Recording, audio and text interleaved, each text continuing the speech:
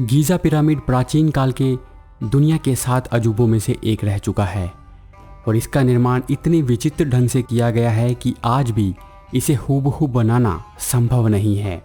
इस पिरामिड को बनाने में 20 लाख से भी अधिक पत्थरों का इस्तेमाल किया गया था, जिन्हें उस समय बिना भारी भरकम मशीनों और मेजरमेंट टूल्स के प्रयोग करना किसी अजूबे से कम नहीं था। जब भी मिस्र या इजिप्ट की बात होती है तो पिरामिड्स की बात जरूर होती है।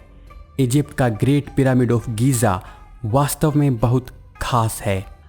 आज के इस वीडियो में हम गीज़ा पिरामिड के बारे में कुछ रोमांचक फैक्ट्स आपको बताने वाले हैं, इसीलिए आपसे अनुरोध है कि इस वीडियो को अंत तक जरूर देखें। गीज़ा के ग्रेट पिरामिड का निर्माण 2589 से 2566 बीसी के बीच लगभग 20 सालों में हुआ था। ये पिरामिड इजिप्ट में कायरो शहर के पास गीज़ा प्लेटू पर बना हुआ है। मिस्र में पिरामिड्स वहाँ के राजाओं के द्वारा बनवाए जाते थे, जिन्हें उनके मकबरों के रूप में प्रयोग किया जाता था। उसी तरह से ग्रेट पिरामिड ऑफ गीज़ा का निर्माण भी मिस्र के राजा खुफू के समय में किया गया था। मिस्र में राजाओं को फराहू कहा जाता है और खुफू स्निफेरू के बाद राजा बना था। वो चौथे वंश के 8 राजाओं में दूसरे नंबर पर था। खुफू के पिरामिड के साथ ही उसके बेटे खफरे का पिरामिड भी बनाया गया है। खुफू ने 23 सालों तक राज किया, लेकिन उसके बारे में इतिहासकारों के पास उसके पिरामिड, जिसे ग्रेट पिरामिड ऑफ गीज़ा कहते हैं, के अलावा ज़्यादा जानकारी नहीं है। लगभग 3000 सालों तक गीज़ा का ये पिरामिड दुनिया की सबसे लंबी मानव निर्मित इमारतों में से एक था, लेकिन 1311 सीई में लिंकन कैथेड्रल के निर्माण के बाद, जिसकी लंबाई 525 फीट थी, ये दुनिया की सबसे लंबी इमारत नहीं रहा। इस पिरामिड के आधार को बनाने के लिए सबसे पहले 6000 हेक्टेयर पथरीली जमीन को समतल बनाने का काम किया गया था। गीज़ा के इस पिरामिड की कुल लंबाई 481 फीट थी, लेकिन आज इसकी लंबाई 455 फीट रह गई है, क्योंकि सालों तक पत्थरों के घिसने की वजह से इसकी लंबाई 25 फीट के करीब कम हो गई है। इस पिरामिड को बनाने में लगभग 23 लाख पत्थरों का प्रयोग किया गया, जिनसे पहले बड़े बड़े ब्लॉक्स का निर्माण किया गया। हर पत्थर का वजन लगभग एक कार के वजन के बराबर था। हैरान करने वाली बात यह है कि अलग अलग साइज और वजन के इन पत्थरों से पिरामिड का निर्माण करना एक अजूबा ही था।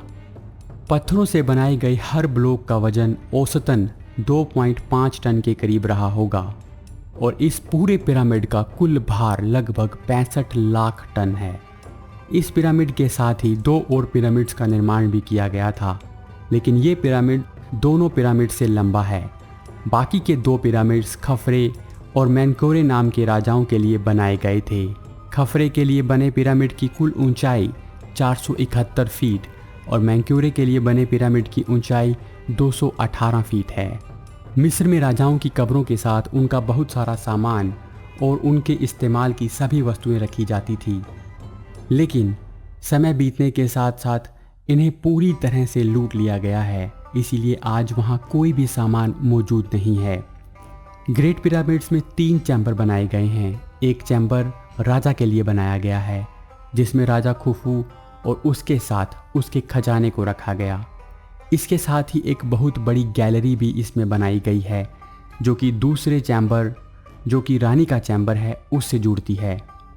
इस गैलरी की लंबाई 300 फीट और चौड़ाई 3 फीट है। इसके अलावा एक और चैम्बर बनाया गया है, जो कि भूमिगत चैम्बर है, जैसे कि आप इस चित्र में देख सकते हैं। इतिहासकारों का मानना है कि इस पिरामिड को बनाने में 20,000 से 30,000 स्किल्ड लेबरर्स, इंजीनियर्स, बिल्डर्स और शिल्पकारों ने काम किया होगा। हालांकि काफ़ी लंबे समय तक माना जा रहा था कि ये काम दासों से करवाया गया होगा, लेकिन अब ये माना जाता है कि इस तरह के निर्माण के लिए स्किल्ड लेबर से काम लिया गया होगा। ये भी कहा जाता है कि इतनी बड़ी वर्कफोर्स हमेशा इस काम पर नहीं लगी रहती थी, बल्कि बहुत कम लोग पूरे वर्ष इस पिरामिड के निर्माण में लगे रहते थे, जबकि बड़ी संख्या में लेबर को गर्मियों में बुलाया जाता था, जब नील नदी में बाढ़ आ जाती थी।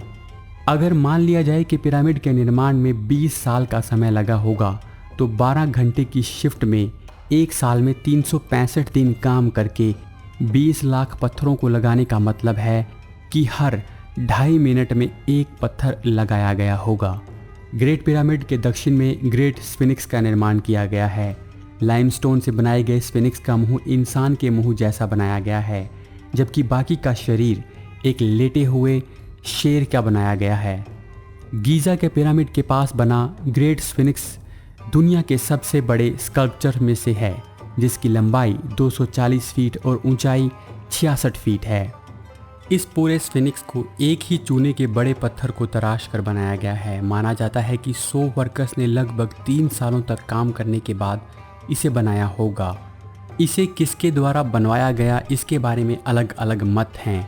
कुछ इतिहासकारों का मानना है कि इसे खफरे के द्वारा बनाया गया, जबकि कुछ इतिहासकार मानते हैं कि इसे खफरे के बड़े भाई रेडजडेफ के द्वारा अपने पिता की याद में बनवाया गया था। वहीं कुछ इतिहासकार ये भी मानते हैं कि खुफू ने ही इसका निर्माण करवाया, क्योंकि इस पर बनी चेहरे की आकृति खुफू से मिलती है।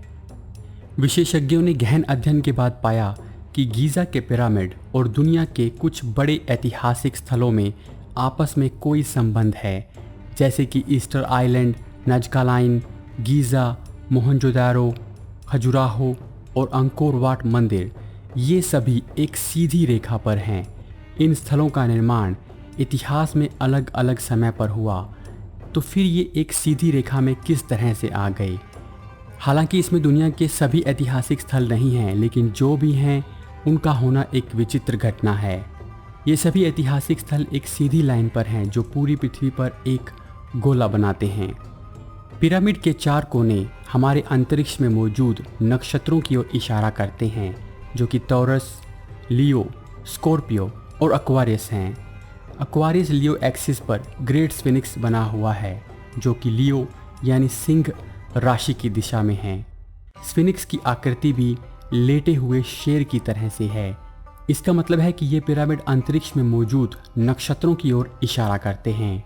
विशेषज्ञों का मानना है कि गीज़ा के पिरामिड एक एस्ट्रोनॉमिकल क्लॉक है और 4 नक्षत्र इसका डायल हैं, जो कि हर 26,000 साल में एक चक्कर लगाते हैं। लेकिन इन 26,000 सालों में पृथ्वी पर क्या बदलाव होते हैं? क्या पृथ्वी पर वातावरण बदल जाता है या किसी युग का अंत हो जाता है? ये अभी तक एक मिस्ट्री है। आप इस बारे में क्या सोचते हैं? नीचे कमेंट में ज़रूर लिखें। आइए अब गीज़ा के पिरामिड के बारे में कुछ और रोमांचक फैक्ट्स जानते हैं। पिरामिड का गेट, चैम्बर की छत और फर्श को बनाने के लिए ग्रेनाइट पत्थरों का प्रयोग किया गया, जिन्हें 500 मील से अधिक दूरी से इस पिरामिड तक लाया गया था। कुछ तर्कों की माने तो चुंबकीय तरंगों को अवशोषित करने के लिए ग्रेनाइट पत्थरों का प्रयोग किया गया था। पिरामिड का अध्ययन करने वाले लोगों ने गीज़ा के इस पिरामिड को देखकर पाया कि इसमें पत्थरों को कुछ इस तरह से लगाया गया है कि उनके बीच में एक रेजर ब्लेड तक भी नहीं जा सकता। इसका अर्थ यह है कि उस समय में भी पत्थरों को इतने सटीक तरीके से आपस में जोड़ा जा सकता था। गीज़ा के इन पिरामिड्स को इस तरह से बनाया गया था कि अर्थक्वेक्स का भी इन पर ज़्यादा प्रभाव नहीं पड़ा।